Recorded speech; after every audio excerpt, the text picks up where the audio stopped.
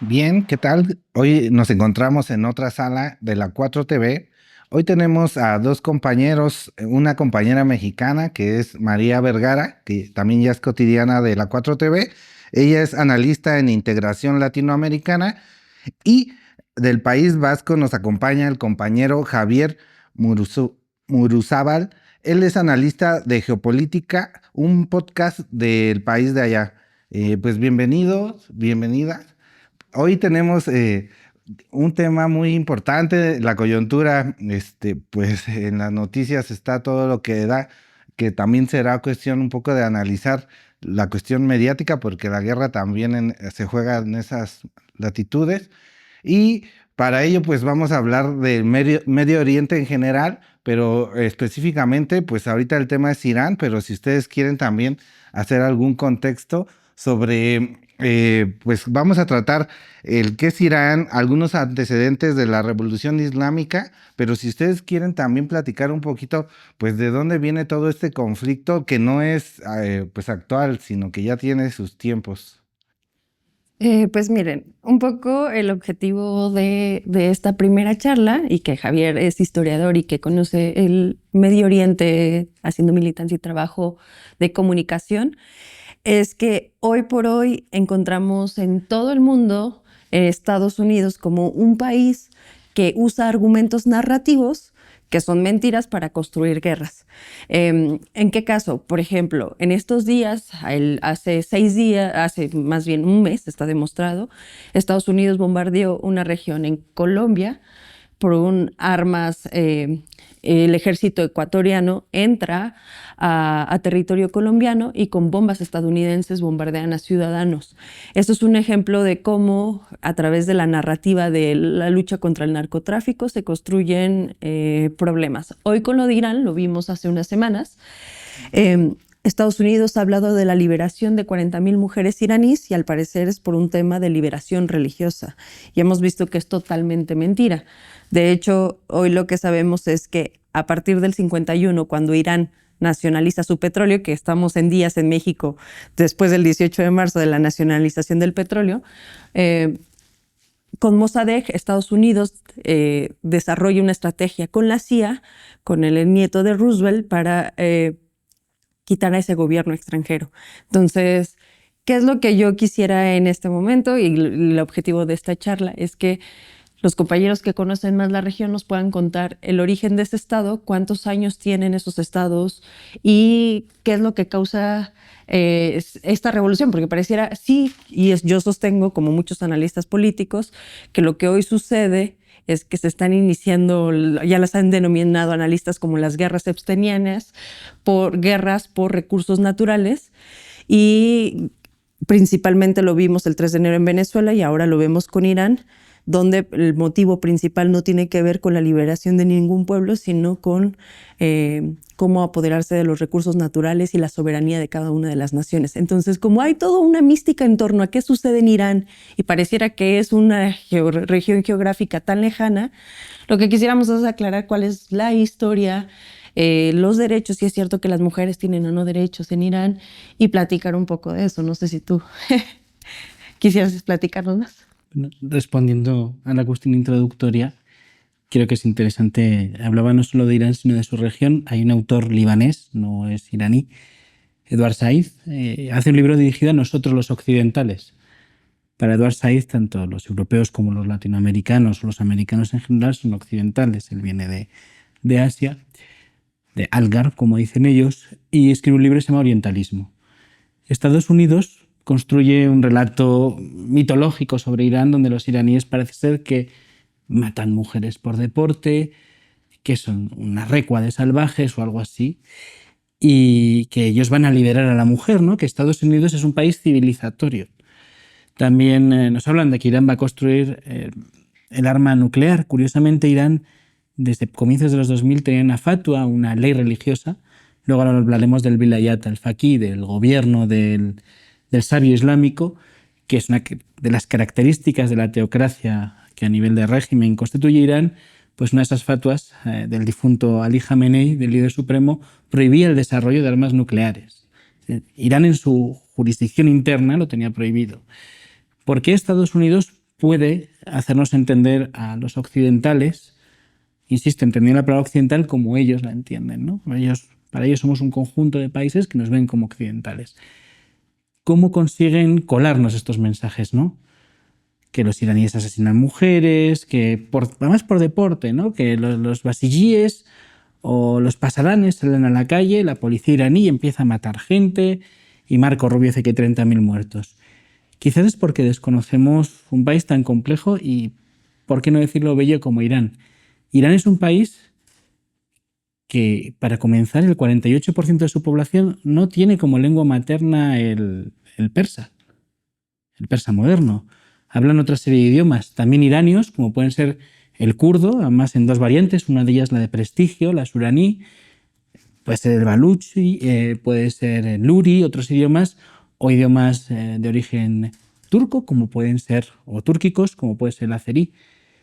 Por cierto, Ali Khamenei era azerí, o el presidente de Irán, Pezeshkian, su madre es kurda y su padre es azerí, habla con un notable acento el persa. Es decir, ellos luego están integrados en estos gobiernos, porque el concepto de nación de Irán no es el concepto de nación-estado que podemos tener los occidentales fruto del liberalismo, fruto de la ilustración o del nacionalismo romántico.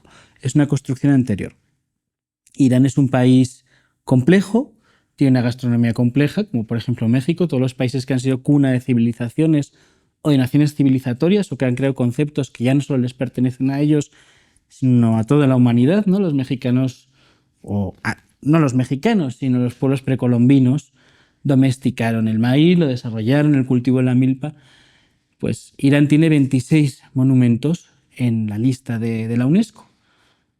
Tiene en Tabriz su mercado, tiene en Isfahán, que hace poco Estados Unidos bombardeó cerca, todo un complejo de edificios alrededor de una plaza, que es patrimonio de toda la humanidad, no solo de ellos. El Palacio de Golestán, que fue dañado en un bombardeo intencionado por parte de Estados Unidos. Donald Trump les dijo que iba a castigar su patrimonio histórico, el de todos nosotros. Es un ataque contra nosotros, no solo contra ellos. O sea, en ese sentido tendríamos que tener mucha solidaridad por el pueblo iraní, porque es una de esas naciones de civilización. También Persépolis, también, otros tantos, Pasagarda y otros tantos monumentos históricos. Pero la historia de la nación iraní, por ejemplo, aquí estamos en México, podríamos hablar que México, como construcción occidental, surge tras su independencia, que era una constitución, ¿no? Un sistema de valores, sus diferentes transformaciones y revoluciones, o incluso, si nos ponemos muy quisquillosos, podríamos hablar de los primeros virreyes y que crean sus instituciones 200, 500 años. Cuando hablamos de Estado iraní, hablamos de 2.600 años. Es decir, hace más de 2.600 años, unos señores llamados los medos en Irán comenzaron a crear unos reinos.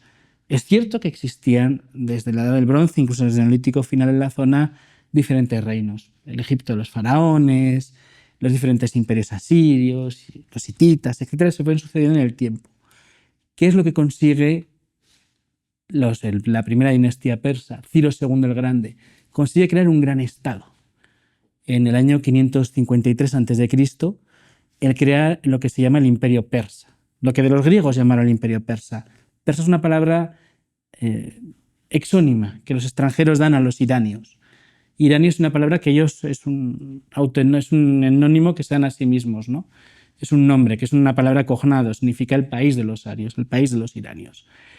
Pues consiguen crear un estado, conquista a sus estados vecinos, conquista Babilonia, cuna de civilizaciones, conquista territorios griegos, como viene siendo Lidia, donde se inventó la moneda, la primera moneda del mundo se inventó ahí, el electro, y lo que hace es crear un estado que tiene un cuerpo de funcionarios regulado.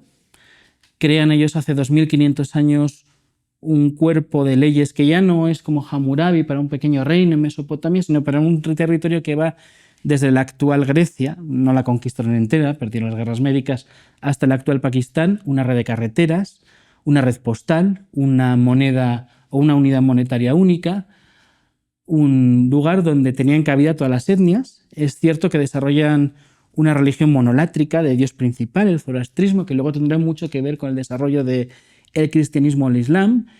Ellos hace 2.500 años consiguen crear eso. Es más, algo tan moderno, ¿no? Como los brasileños hicieron, crear una capital ex novo, Brasilia, ellos lo hacen. Primero con Passagarda y luego Darío I construye Persépolis, donde crea un arte propio, mezclando todos los artes que había. Incluso su lengua, el persa antiguo, que lo estudian con caracteres cuneiformes, si quieren la audiencia, bueno, pueden ver las inscripciones, son de una gran belleza. La usan solo para la corte. Ellos usan dos lenguas que no son propias para la administración territorial, respetando a sus súbditos de alguna manera. La primera, hay un cilindro, el cilindro de Ciro, que es un cilindro propagandístico, hacen propaganda de Estado, crean régimen, saben hacerlo, búsquenlo. Y la segunda es usar un idioma semítico, el mismo que hablará luego Jesucristo, el arameo, ya en un alfabeto fonético, algo muy moderno, y lo crean para, en fin, lo crean para la administración cotidiana, el comercio, etc. Crean una lengua única comercial, ellos lo consiguen hacer, en un territorio que, insisto, es transcontinental, que cruza etnias y países. Este imperio cae en manos de Alejandro Magno en el 330, pero sucesivamente se va a recuperar primero por los partos, que crean para la lengua persa también, usan este alfabeto y bueno, lo crean, el alfabeto palí, y luego pues también llegan otras dinastías, los sasánidas, que es una dinastía muy interesante porque ya crea, digamos, recupera el concepto de nación irania, son los archienemigos de Roma. Hay un podcast muy interesante, El ocaso de Roma, que suele hablar de estos conflictos. Recientemente en la República parece algo que ocurrió hace, estamos hablando que es una dinastía que va del 226 a.C.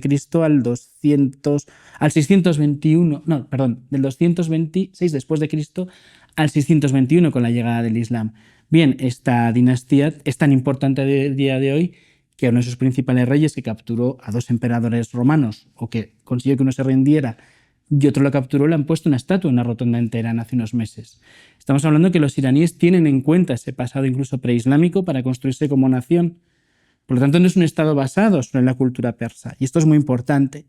Es un estado basado en su historia milenaria. Ellos se conciben a sí mismos de esa manera, que es diametralmente opuesta a cómo nos concebimos los occidentales, una bandera, un idioma de país. No, ellos no. O sea, ellos hacen la estatua de su rey capturando a Filipo el Árabe y al emperador Valente, que además murió en un palacio persa, murió capturado.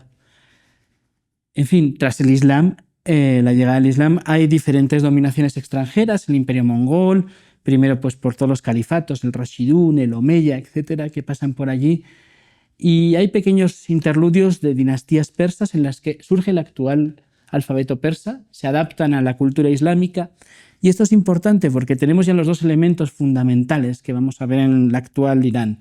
El primero es un estado basado en su historia milenaria, en su pasado, en la tolerancia a todos esos grupos étnicos, y el segundo es el Islam como pilar cultural. Aunque haya grupos zoroastras, hay 1 millón en Irán que tienen 2 asientos en el Majlis, en el Parlamento, pero también cristianos. De hecho, los conjuntos son patrimonio de la UNESCO, los conjuntos monacales armenios en Irán son visitables, hay culto y son patrimonio de la UNESCO. Y a partir del 1500, con la dinastía safávida, que fuerza la conversión de los musulmanes sunitas al chiismo, aunque hay suníes hoy en día en Irán, lo que se concibe es el chiismo duodecimano como religión de Estado o de nación. Y esto es muy importante, porque eso explica por qué tenemos la única revolución en el siglo XX que no se basa ni en la idea de revolución francesa, ni en la idea de revolución socialista, ni en la idea de revoluciones más utópicas, ¿no?, que hubo previas al propiamente socialismo marxista, sino es una idea propia de revolución basada en la idea chií duodecimana y persa del Estado. Entonces, por ese tipo de cuestiones, porque no entendemos que es un país civilización, una nación civilización, como lo es China, como lo es Siria, como lo es Armenia, como lo fue Teotihuacán. Por otra parte, no entendemos en profundidad qué es Irán. Es decir, Irán no necesita de Estados Unidos nada más allá de tecnología, pero conceptos civilizatorios no son necesarios. Ellos ya han desarrollado su civilización durante 2600 años.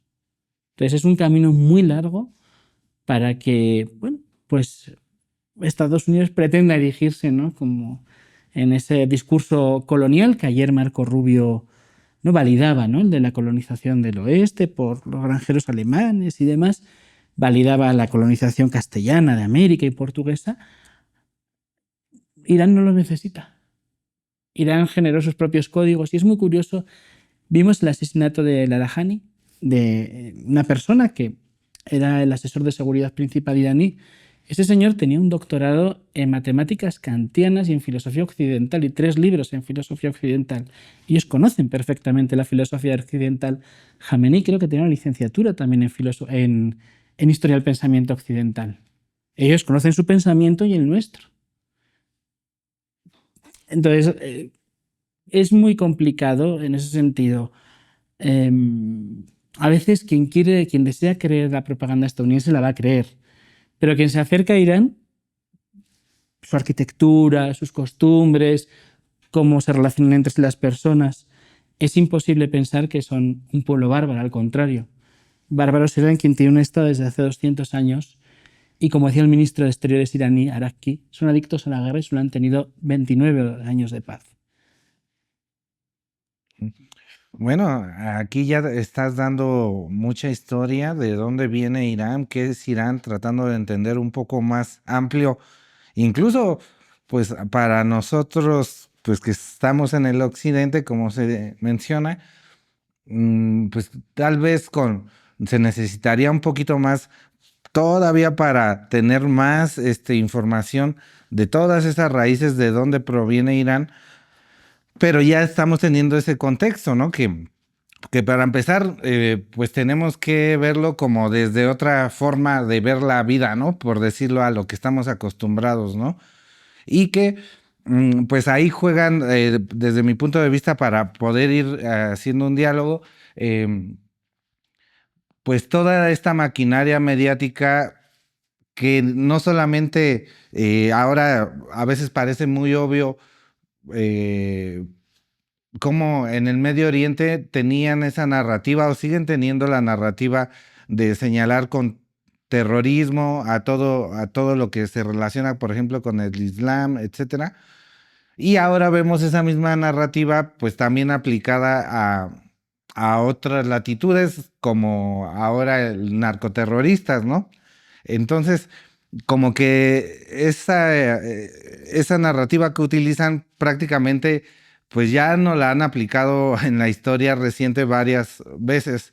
Entonces, para dar un poco un salto en el tiempo, vamos ahora un poquito y con este contexto de dónde se nombra Irán, de dónde viene su nombre, incluso sus raíces, también hablar cómo surge lo que ahora se le denomina como la revolución islámica, ¿no? O la revolución que pues ha tenido tal vez varias fases o varios niveles.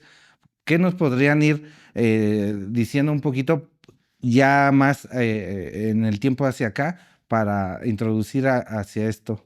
Mira, yo creo que ahí sale un personaje que ahora que todo el mundo ha entendido, y espero que la militancia entienda muy bien de dónde sale, por ejemplo, María Corina Machado, una cipaya que ha vendido la soberanía de un país como el de Venezuela, una desestabilizadora, como lo hemos llamado en distintos medios y espacios. También para Irán tienen su propio cipayo y vive en Miami. O sea, ya ahora lo que decíamos con una amiga es, en todo un país que lucha por su soberanía se le asignará un cipayo para que tenga su propio. ¿Quién es? Son los Reza Pahlavi. Reza Pahlavi son los últimos shahs que gobernaron Irán, y de eso Javier tendrá más idea de cómo se construye la revolución islámica, pero los Reza Pahlavi salen toda vez que Irán construye, te decía, un hito importante dentro de Irán es la nacionalización de su petróleo en el 51. Ellos no salen ahí. De hecho, es que generaron un contexto muy terrible en Irán, donde la mayoría de la gente en Irán estaba presa.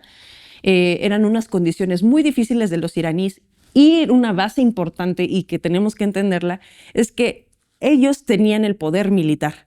Sin embargo, lo que encontramos con Jamenei, que es además un líder histórico, que además es mítico en cómo se cambió el trato hacia los iraníes, es que en Irán suceden 2 momentos importantes. Uno, una revolución no militar, sino una revolución religiosa. Y lo segundo es que Irán sienta las bases de algo que pasa para el Reino Unido. British Petroleum tiene las bases de esta gran petrolera británica, de Iranian British Anglo Petroleum, así se llamaba. ¿Qué es lo que tenían las empresas británicas? Tenían el control del petróleo iraní, y cuando ellos lo nacionalizan, surge ahí la primera apuesta contra Irán. Y ciertamente, hoy decíamos, Irán tiene 1.200.000, la capacidad de producir diariamente 1.200.000 barriles de petróleo, y es el 90% del petróleo que va a tener el mundo cuando haya escasez, va a pertenecer a Irán. Es una de las grandes reservas. Una cosa que entendíamos desde Venezuela es que Chávez desde el 2006 hablaba que la soberanía de Venezuela y de Irán iba a estar comprometida, en tanto son uno de los países con más reservas probadas. Y bueno, esos son los dos hitos que yo podría mencionar y que Javier bien nos podría explicar sobre la revolución islámica y qué implica esta revolución religiosa. Luego nos hablas del libro que estás leyendo sobre Irán, que creo que es muy interesante, de Kapuscinski. Los Reza Pahlavi surgen de una manera muy inopinada. Es decir, el Reza I era un señor que era general de brigada, un brigadier de la brigada, el regimiento cosaco militar, da un golpe de Estado en 1925, y los británicos y los soviéticos lo quitan porque en la Segunda Guerra Mundial tiene simpatías por el eje. Es es amiguito de Hitler, entonces lo quitan. Y hay unos años de ocupación. De hecho, hubo una conferencia de los aliados en Teherán. Hay una foto de Stalin, Churchill y Roosevelt. Ahí los tres los tenéis. Y colocan a Reza II, que duró hasta el año 78. O bueno, hasta enero del 79, donde pone la regencia, que no duró ni un mes. Bien, hubo un intento revolucionario de crear una monarquía constitucional, algo... Es decir, los iraníes, hemos dicho que no son ajenos a la literatura occidental, con Mohammad Mossadegh, que pues, es depuesto por la famosa Operación Ajax, que es una operación conjuntamente de la CIA y el MI6, es decir, británico-estadounidense. Ahí no nos empieza a sonar ya el guión, esto ya es más actual quizás. Y los mexicanos pueden verse reflejados, o cualquier latinoamericano, o incluso cualquier europeo, vista la situación actual. Bien, el Shah implementa lo que llama la Revolución Blanca. Es decir, pues desde arriba intenta hacer medidas que a una pequeña clase media de cuello blanco en Teherán quizás pues, se pueda poner minifalda a estas historias, pero lo cierto es que la mayor parte de las mujeres son analfabetas, la pobreza es rampante, los recursos están vendidos al exterior, y se enemista con los clérigos porque primero reconoce a Israel y luego, siendo el chiita duodecimano, empezó a hacer ciertas medidas. Él vivía fastuosamente. De hecho, en el 71 celebra el 2500 aniversario del Imperio Persa a todo trapo. Lo hace con una ceremonia en Persépolis que daña el propio yacimiento arqueológico. Es algo... Se puede ver en YouTube, está ahí colgada. Si podéis 2500 años, celebración, se ve. Y esto va generando tensiones. La izquierda, por supuesto, existía en Irán, el tú del Partido Comunista, que sufre una represión brutal por parte de su policía secreta, la Sabak, torturas, desapariciones, etc., lo cual deja como única fuerza revolucionaria a los clérigos. Precisamente le escribía contra ellos. Jomeini en los años 63, y es importante perfilar a Ruhollah Jomeini ya, escribe artículos contra el Shah, o sea, contra él, el propio Shah, el propio rey de reyes, escribe artículos contra este clérigo. Primero se exiliará en Irak, luego en Francia. De hecho, si ustedes buscan, verán que aterriza un avión de Air France, porque Francia en un momento dado apuesta por... Es decir, los países occidentales van jugando con un país u otro, lo que no quieren es que caiga en la esfera soviética. Irán. De hecho, Jamenei tiene un pequeño libro de memorias que en Venezuela, en Caracas, la librería que hay de eso se puede comprar, y ellos son profundamente anticomunistas, pero ellos tienen una revolución. Además, luego son amigos de movimientos, eran amigos de Fidel Castro, del FPL palestino, es decir, hay ciertas contradicciones. Acaban de reprimir al Tudeh, y lo cierto y es verdad es que a Jomeini le apoyan ciertas clases sociales muy interesantes. Una es lo que se llama la clase del bazar, que es una economía media de comerciantes que existen en Irán. Que si tú quieres tener un régimen o un gobierno estable, régimen y gobierno no son lo mismo, necesitas de ese apoyo, de esa clase del bazar. Y Jomeini, digamos, sería una teoría política religiosa y una teoría política económica. frente al capitalismo occidental y al socialismo marxista. Él habla de la economía del bazar y luego él habla de lo que se llamará luego el vilayat al-faqih, del gobierno del sabio, de la jurisprudencia islámica, del fiqh, ¿no? Del gobierno guiado, como lo fue el de Mahoma, el profeta. Todas estas contradicciones económicas hacen que el Shah tenga que escaparse.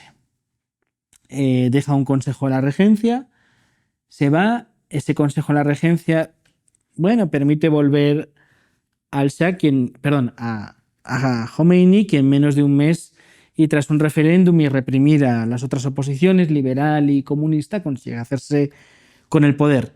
Hablabas muy interesantemente del narcoterrorismo, porque Estados Unidos, mediante Irak, le consigue imponer una guerra a Irán. La revolución islámica, Khomeini purga su ejército, purga pilotos, purga oficiales, etc.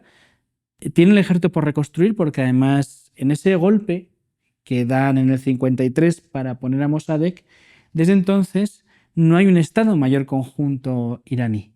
Cada cuerpo de ejército, tierra, mar y aire va por su lado. En esta guerra impuesta, que le ponen justo tras la revolución, una guerra con 1 millón de muertos entre Saddam Hussein y Khomeini, que anteriormente se habían llevado bien, pero Saddam tenía miedo porque Khomeini tenía amigos en Irak. En su primer exilio hizo buenas relaciones. Es un país mayoritariamente chiita duodecimano. Está Karbala, donde celebran la Shura, los chiitas duodecimanos. Bueno, lo que genera es unas tensiones que alimentan a Irak, franceses, soviéticos y estadounidenses, para que vaya contra Irán. Y de hecho consigue avanzar al comienzo de la guerra, pero se agota. Ellos crean un ejército paralelo al Artesh, que es el ejército propiamente del Estado, que era un ejército que es la Guardia Revolucionaria Islámica, los pasadanes, que tienen su propia marina y tienen su propia, aviación, etc.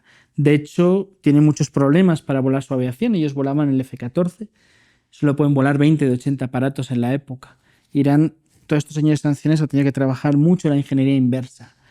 El Reino Unido le había vendido carros que no. Y hablabas de narcopresidentes y aquí hay un episodio muy interesante relacionado con Latinoamérica. No hablamos de la guerra impuesta porque sí, hubo un cierre del estrecho de Hormuz.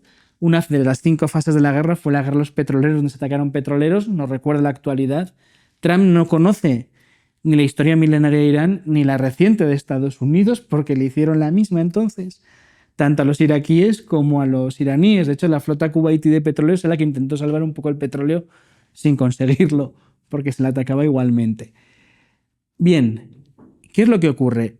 Irán necesita repuestos para esta guerra y al final la guerra les interesa que perduren el tiempo entre Irak e Irán. Les interesa Israel, a Estados Unidos, les interesa a diferentes actores y ellos, Estados Unidos creo que se llama el Irán Gate o el Irán Contra. Es decir, embarga de armas a Irán pero las vende ilegalmente. Incluso repuestos israelíes llegan a Irán para los F-4 y ese dinero lo emplea Estados Unidos para financiar las contras en Centroamérica. Y de ese caso sabemos muy poquito por unos documentos que se filtró quién fue la cabeza de turco, que fue un general estadounidense. Hablabas de la agresión estadounidense, el general Wesley Clark en 2003 lo dejó muy claro. 7 countries in 5 years, Irán estaba ahí. Entonces, vemos que tras su revolución, que es una revolución teocrática, que en el 83 impone un código de vestimentas, que en 2005 se modera mucho, que impone un gobierno de jurisconsultos, aunque hay un parlamento civil, el Majlis, que se vota directamente, votan las mujeres, hay mujeres electas, en torno al 6% del parlamento, para rebatir todos los clichés que se dicen sobre Irán. Y el problema es que Irán, y esto no se tiene en cuenta cuando se habla de Irán, muchas veces se habla como si fuera el cómic Persepolis. Irán ha evolucionado en estos 47 años de revolución islámica. Si el año de la revolución las mujeres no alcanzaban el 30% de alfabetización, hoy son el 98% alfabetizadas. Y no solo eso, son el 60% de la población universitaria, siendo mayoría en algunas carreras de ingeniería. Algo que es excepcional, normalmente son carreras muy masculinizadas. Entonces, más allá de clichés y tópicos, esto es una guerra que viene desde hace medio siglo. Y la verdad es que, claro, Irán estuvo en una guerra 8 años con 1 millón de muertos por parte irano-iraquí. Ahí los muertos son muertos. una guerra brutal en ocasiones, con agentes químicos que facilitaron a Alemania y Francia como material civil, donde estaban bombardeó Halabja porque apoyaron a los kurdos iraquíes y los iraníes, donde Irán llegó a usar en la primera fase incluso soldados infantes, menores de edad. En fin, fue una guerra tremendamente cruel y los iraníes sí son conscientes de ello. Eso es en el contexto lejano. En el contexto reciente, Irán ha tenido una gran pérdida estratégica, que fue un aliado que Irán tiene dos modelos de proyectarse al exterior. Uno es su política pro-palestina, que le llevó a aliarse con Hezbollah en Líbano u otras fuerzas y con el FPLP en Palestina y con el antiguo régimen de la Tercera República Siria, el régimen Baath, que era un régimen que no lo presidía un chiita, como se ha dicho, los alawitas no son chiitas duodecimanos, en cualquier caso en el séptimo imán y son algo más complejo que chiitas. Los chiitas en Siria son residuales, son el 3%. Siria es un país multiconfesional, ahora va a convertirse en un islámico porque lo gobierna un señor que estuvo en Al-Qaeda, Yulani. Y entonces llegaban hasta la frontera con Israel. Digamos que Irán tenía esa proyección aqueménida, ¿no? Llegaba, se asomaba al Mediterráneo y conformó lo que se llamó Mihwar al-Mukawama, el eje de la resistencia. Y luego tenía las fuerzas Quds, ¿no? sus pasadanes en el exterior y fuerzas afines. Una proyección de ese chiismo duodecimano en Irak mediante las PMU o en otros lugares, ¿no? O con milicias, por ejemplo, chiitas que hubo en Siria, que eran afganas, igual Fatamiyun, ¿no? En recuerdo de Fátima, de la hija del profeta Mahoma. Y de hecho, esas son las formas de proyectarse de Irán. Al perder Siria, al caer Siria, mediante el acuerdo ruso-turco, pues Irán, digamos, perdió parte del espacio aéreo que le protegía. Y por eso, tanto Israel, que es un apéndice de Estados Unidos, es una metrópoli heredada del Imperio Británico. Hay que recordar la declaración Balfour y el acuerdo Sykes-Picot que dividieron Levante. Israel lo que hace y Estados Unidos es tratar de atacar Irán para forzar, ojo, no un cambio de gobierno, porque Irán tiene elecciones y hay diferentes corrientes. Pezeshkian, Ahmadinejad no tienen la misma ideología. Un cambio de régimen. Pero al igual que en Siria, destruyendo al Estado y atomizándolo. Entonces, hemos visto cómo la opinión pública iraní se aglutinaba en torno al Estado porque lo que no quieren perder es su Estado. Ya no es la revolución islámica, sino el Estado. Esto trasciende la propia revolución. Incluso leen chicas diciendo, si yo soy opositora, pero a mí mi Estado y el asesinato cobarde de Jamenei no va conmigo. Vemos chicas incluso destapadas, sin el hijab, ¿no? Sin el telón, defendiéndolo. Entonces, esto es una historia de larga data. Y sería interesante ver qué pretextos pone Estados Unidos y cuán creíbles lo son. María, estabas leyendo un libro muy interesante sobre Irán, que además creo que sería recomendable. No nos pagan por ello, ¿eh? Es un libro, el autor ya está muerto, pero es muy interesante. Sí, es muy bueno para la militancia entender el tema Irán visto desde este periodista Kapuscinski, que se llama El Shah, y explica todo el contexto complejo que hay en torno a cómo gobernaron los shahs y por qué dio pie a una revolución religiosa en Irán, ¿no? Que a mí me parece importante, que hay que destacarlo. Tanto Siria, que ahora lo hemos denunciado públicamente, Siria fue un estado que apoyó la causa palestina. Hoy por hoy en las luchas militantes y en las luchas históricas está detener el genocidio que ha iniciado y no se ha detenido por parte de Israel a los gazatíes, al pueblo palestino. Y algo que pasa con Irán es que Irán fue uno de los principales países comprometidos no con la solución de los dos estados que han planteado incluso México. México ha estado de parte del dividir dos estados. Y yo lo he explicado así. No, Irán siempre ha dicho cómo es posible que una serie de colonos lleguen y les demos el reconocimiento para conformar un estado. Es como si alguien llegara a Yucatán, cualquier población, y de repente llegan y dicen, llegué a Yucatán, me tienes que reconocer como que soy un estado. Irán ha estado denunciando permanentemente junto con Siria que la solución de los dos estados solamente vulnera más al pueblo de Gaza, y algo que creo que ha estado haciendo este lobby israelí y que es muy bueno en estos días recordarlo con la denuncia de Joe Kent, este ministro contraterrorista, se llama así, contra el terrorismo en Estados Unidos, es que a él menciona una cosa muy importante, y es que Irán no representa un problema, una amenaza para los Estados Unidos. Y él está hablando del gran negocio que significa la guerra para los Estados Unidos, y particularmente habla del lobby israelí, que es AIPAC. Es un lobby de varios empresarios, y lo hemos hablado en otros espacios y en otros episodios de este programa, sobre en este momento en Estados Unidos lo que más tiene derecho son las grandes corporaciones. Pero no cualquier corporación, son las corporaciones principalmente israelíes que están invirtiendo en armas, en inteligencia, en reconocimiento facial para seguirle apostando a la guerra. Al parecer, inclusive ellos son los que han manipulado a Donald Trump, y lo dice la carta de Joe Kent, que se la recomiendo ampliamente a los militantes que todavía dudan de que esto es una teoría conspiranoica y que seguimos defendiendo a Irán, la izquierda. Es que en realidad hay intereses económicos detrás de este gran conflicto que no vemos que se detenga, y que además va a poner, y que ahí quiero destacar, aparece muy bien Andrés Manuel López Obrador diciendo una idea que sostiene Fidel Castro y varios líderes sobre el internacionalismo. Hoy por hoy el internacionalismo implica que todo problema puede que nos alcance. Y no es que puede, es que en el momento en que el petróleo empiece a subir, empezarán a subir los productos básicos, el campo no lo controlaremos, y entonces es ahí donde nos daremos cuenta que sí nos afecta, que eso que parecía muy lejano se convierte en un problema muy próximo. Entonces, entender Irán nos parecía importante. Platicarlo un poco en términos de la historia, de decir, no es cierto que sea una lucha por la libertad de las mujeres, sobre todo cuando han matado a este punto a 175 niñas que iban a la escuela. No es cierto que las mujeres ocupen un papel secundario cuando las mujeres están siendo alfabetizadas y que se usan con todo el tema de la indumentaria religiosa como si fuera un retroceso, entendiéndolo desde esta lógica del continente, pero ni siquiera es así. Yo quiero contar una historia de este libro de Kapuscinski.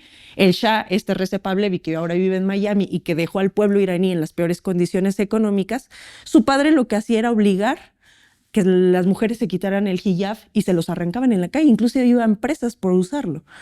Hoy las mujeres, me parece que es tan grave como si metieran a la cárcel a las mujeres indígenas por usar indumentaria indígena. Eso no... creo que si pasara en México nos daría una señal de alarma de que algo está sucediendo mal.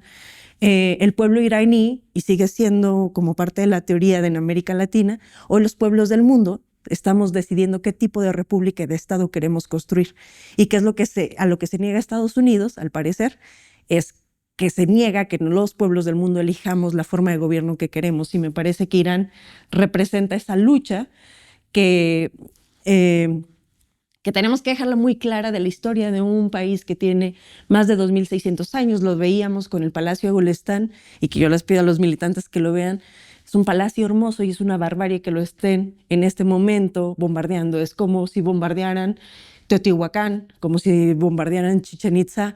Es así de grave lo que están haciendo para presionar a todo un pueblo a que ceda sus recursos naturales, porque esa es la razón principal. Y en este momento, donde vamos a tener mundiales, donde vamos a tener una serie de cosas, es muy probable que haya ataques de falsa bandera. ¿Qué significa esto? Al parecer, viene como una alerta por parte de Estados Unidos de que durante el mundial y estos festejos pueda inventarse un ataque por parte de Irán para aumentar la apuesta y el ataque contra los iraníes. Entonces hay que estar como muy pendientes, porque diversos analistas políticos han advertido que será posiblemente lo que venga contra un pueblo, ¿no? O sea, en toda esta construcción de la maquinaria mediática para justificar la violencia contra un pueblo, es construirte una mentira. Y hace 6 días, espero no equivocarme, o 3, hace unos días, en una playa de Estados Unidos hubo un tiroteo y lo justificaron como que era gente que estaba en contra de judíos, cuando no hay pruebas de eso, y es muy probable que se comience a construir una narrativa contra el pueblo iraní a partir de esta idea del terrorista, del otro que no conocemos, ¿no? Bueno, ahí tenemos todavía unos minutos más para quizás profundizar en eso, pero precisamente en la actualidad pues ya estamos viendo estratégicamente también Irán pues al meterse totalmente en la guerra de la guerra armada, con los misiles, ahí podríamos que nos platiquen un poquito cómo han sido esas estrategias, porque vemos con lo de la inteligencia artificial, pues también que en algunas cuestiones vimos esto que se menciona mucho, que dibujaron, por ejemplo, las siluetas de los aviones, como para hacer fallar algunas cuestiones de la inteligencia artificial, que como ya lo mencionan, pues claro que están experimentando, pues tanto los israelíes como Estados Unidos con ese tipo de cuestiones, y pues no creemos o no pinta para que digamos, no, pues se va ahí a parar todo, sino que ellos ya están pensando que eso mismo que hicieron en Palestina, pues ya lo están aplicando en otros lugares, y como dicen las frases, ¿no? Pues lo que hicieron, ¿cómo va la frase de... Lo que hicieron en Gaza lo harán en tu casa. Exactamente, entonces... Ahora vemos acá, si nos ponemos en América, pues cómo han atacado ya Venezuela, cómo das el ejemplo también ya de los bombardeos en Colombia. Estamos también a la expectativa, pero también sería cuestión de ver qué más hace la sociedad o los gobiernos, por ejemplo, en el caso de Cuba, pero cómo ya ustedes mismos van diciendo cómo todo está conectado, ¿no? Entonces... en la actualidad, ¿qué tanto? Porque mediáticamente Estados Unidos dice que va ganando y que en cualquier momento se rinde Irán, y vemos esa parte, pero el costo militar pues ha sido grande también en dinero, pero también hay que ver qué otras cosas está perdiendo Estados Unidos en esta guerra que decía que iba a acabar rápido, pero ya vimos que no es tan fácil como ellos pensaban, ¿no? Hubo un preludio en junio del año pasado, la guerra de los 12 días, en los que claramente Israel fue quien pidió la tregua porque se quedaron sin interceptores. Irán ha estudiado las operaciones que ha hecho Estados Unidos alrededor, en Afganistán y también en Irak, etcétera, y las recientes. La guerra Irán la ha planteado en base a lo que puede hacer. Una guerra se gana consiguiendo objetivos, no matando más, no haciendo películas sobre Vietnam 20 años después diciendo qué buenos éramos y ese tipo de cosas, ¿no? Es una estrategia relativamente sencilla. La estrategia pasa por Jamenei elige el martirio. Esto es muy importante. Hemos hablado de un contexto chiita duodecimano. Recordando a Ali y a Hussein, él elige el martirio, él se entrega, tiene un discurso en la mezquita que cierra con la basmala, con el nombre de Dios, el clemente, el misericordioso. Yo os entrego mi cuerpo y mi dignidad, y le hacen mártir. Aglutinan al pueblo iraní en torno a él. Segundo, él dijo que el Estado iraní tenía que tener preparado como mínimo 4 escalones por cada técnico que matasen, ministro, etc. Hemos visto que no ha importado, el Estado iraní ha seguido funcionando, Trump nos miente, no están colapsando como Estado. Los bombardeos, empezando por esa escuela intencionado contra las mujeres iraníes, los civiles, pues no tienen como función liberar a la mujer, claro está. Quiere decir, el código, la vestimenta se ha aligerado precisamente con la Revolución Islámica y no con el Shah, con la integración de la mujer en el mercado laboral y en la intelectualidad. Esa es la gran mentira. Es decir, si la mujer estudia, pues la mujer acabará siendo más libre de pese al Shah o a los jurisconsultos islámicos. Y la otra cuestión es desgastar los interceptores estadounidenses, el sistema Patriot que está fallando. Ningún sistema antibalístico es perfecto, porque está ideado de una determinada manera y se puede saturar, es lo que ha hecho Irán, saturarlo. Y luego ir lanzando oleada tras oleada, ¿no? Primero hizo una estrategia muy interesante que era destruir los radares, y eso a Irán, algún estado, probablemente Rusia o China, le ha pasado la inteligencia. Porque Irán está en un programa de intercambio de tecnología con Rusia y tiene muchos lazos comerciales con China. No se van a meter en el conflicto directamente, pero sí indirectamente de alguna manera. Irán ha destruido los radares estáticos que tenía Estados Unidos en la región y un costo millonario. Por eso en Tel Aviv ya no suenan las alarmas, porque ya no hay alerta temprana. Entre los interceptores funcionan a corto grado. Vimos en un vídeo que filtró un civil israelí desde su balcón en la anterior guerra que desde Irán llegaba un misil contra un interceptor Patriot, no contra el radar, sino contra un interceptor. Por lo tanto, Irán está jugando digamos, a destruir poco a poco al desgaste con Estados Unidos, sabiendo que ellos van a tener y asumiendo muchas pérdidas. Araki, el ministro de Exteriores iraní, dijo que no van a negociar, que desde el primer mandato de Trump, cuando asesinó a Qasem Soleimani, el comandante de la Guardia Revolucionaria Islámica, kurdo, por cierto, cuando iba de viaje a Bagdad para reunirse en una reunión que le habían propuesto a los estadounidenses, una reunión diplomática. Bueno, pues vimos ese escenario. Entonces no van a negociar, le han ofrecido a Estados Unidos un plan que vence creo que el 10 de mayo, que es que se retiren y que si los países árabes y europeos quieren petróleo, lo tienen muy fácil, que echen a las embajadas de Israel, que expulsen al embajador israelí y castigar a la entidad sionista de Israel, que es uno de sus objetivos como Estado. También vimos una guerra en el medio plazo, una guerra con una concepción estratégica, ahogar el barril de Brent. Cerrar el estrecho de Hormuz, es un estrecho de 2 kilómetros que van los barcos hacia dentro del Golfo y hacia afuera. Cerrarlo. Y atacar la sede de la flota estadounidense en Bahrein. Un país, por cierto, de mayoría chiita duodecimana, donde su dinastía gobierna, los jalifa, por una amplia represión que hay a Occidente parece que no le importa mucho. Y entonces yo creo que la guerra se plantea en la medida que Irak puede ejecutar su escenario. Estados Unidos, por supuesto, tiene superioridad aérea, incluso tecnológica en muchos ámbitos. El problema es que parece ser que no tiene una estrategia definida, ni siquiera quién va a ser la oposición. Trump es un señor que empieza a estar senil y muy voluble, y un día le parece bien el Shah, dice que es a nice guy, y otro día no. Lo cierto es que este señor que vive en Miami hasta sus 20 años se educó en Teherán, él sí habla persa. Ya hablamos de cipayo, una palabra de origen persa, él es un mercenario, pero su hija ni siquiera habla persa. Su hija ya es una estadounidense promedio. Entonces, no tiene en el interior una posición estructurada. Es cierto que han conseguido con las medidas coercitivas hundir la moneda iraní, el real iraní.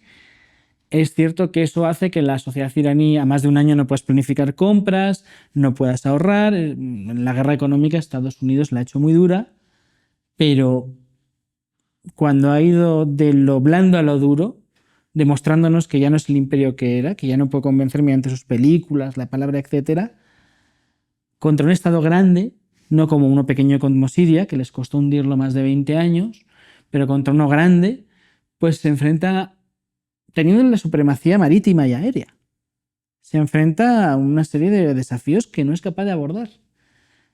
Por su propia dirección política, no por la técnica de los militares. No entra en un aspecto profesional de su ejército.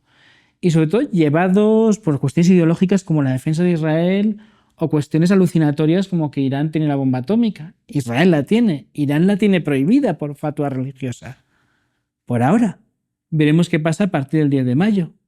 ¿Qué dictamen emite el nuevo Jamenei, su hijo, que precisamente lo han elegido como próximo líder? Por una cuestión además de afecto hacia el anterior líder.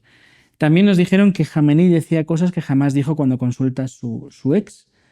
Por ejemplo, y esto es un detalle, un mes antes de la guerra, Jamenei fue a una comunidad rural a proteger a una mujer trans. Porque en Irán la transexualidad está permitida, no sé si esto se sabe. Hagan las operaciones del Estado, una cuestión teológica muy compleja, pero bueno, existe. Entonces se nos presentan los iraníes como un pueblo bárbaro, pero resulta que ese pueblo bárbaro puede oponerse de forma efectiva a la primera potencia con una estrategia muy calculada y siendo un país 47 años aislado de la tecnología para sus propios cazas, etc. Porque usan cosas muy sencillas, como decías tú, pintar un café en el suelo. Eso lo hacían los británicos en la Segunda Guerra Mundial. Lo hicieron los serbios cuando los bombardeó la OTAN. Son un país que puede hacer eso y que ha demostrado que su sociedad está cohesionada. Es decir, ellos tienen problemas internos, sin duda, tienen discrepancias internas, que igual algún día consiguen hacer caer el régimen islámico, por otro que igual no es afín a Occidente, pero es propio, que seguramente sea lo que pase, una república de otro corte. Pero lo que estamos viendo es que Estados Unidos, con todo su potencial y sus aliados, no son capaces. Incluso el propio ministro de Exteriores alemán, el de guerra, les dijo que si ellos con su flota no podían, ¿qué podía hacer los países aliados de la OTAN? Entonces yo creo que es la estrategia y la táctica iraní. El atacar puntos sensibles para aumentar capacidades y bombardear poco a poco de una forma automatizada lugares sensibles. Hace poco han bombardeado la refinería de Haifa. Veremos qué pasa con las plantas de desalinización en Israel. La anterior vez, en la guerra de mayo de 2025, perdón, de junio, atacaron el hospital donde estaban los soldados heridos en Gaza y publicaron la lista de pilotos que bombardeaban Gaza, con su domicilio, nombre y apellidos y grado en el ejército israelí y qué aparatos operaban. Bueno, parece ser que no es un país barbárico como dice Estados Unidos. Bueno, ahí ya tenemos ya más mucha carne con que seguir, pero también yo creo que tendríamos que hacer una siguiente sesión para ver algunos pormenores de los que ya mencionan y como ya ir cerrando, María, algunas conclusiones, algo que quieras todavía mencionar. Sí, yo creo que hoy por hoy, o sea, como tareas para todos los que creemos que hay otra forma de construir un mundo diferente, es que nos tocará estudiar y no normalizar la guerra. Justo quisiera recomendar ahí otro libro importante de dos compañeras a las que queremos un montón porque son buenas periodistas y nos ayudan en esta guerra mediática y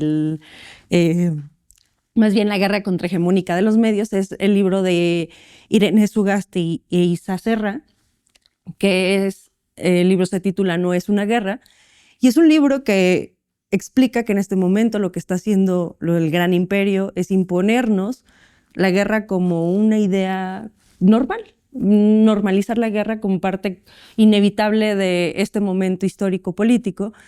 Y yo creo que una apuesta que tendríamos que tener en este momento es no normalizar la guerra, no normalizarla y estudiar muy bien cuáles son los actores, cuál es la historia del país que están atacando, contraargumentar qué está sucediendo en esos países y sobre todo porque la guerra, así como las compañeras lo plantean, la guerra va a afectar más a las mujeres por varias razones. En una guerra, el 70% de las personas que siguen empleadas son hombres y solo el 20% mujeres, ¿no?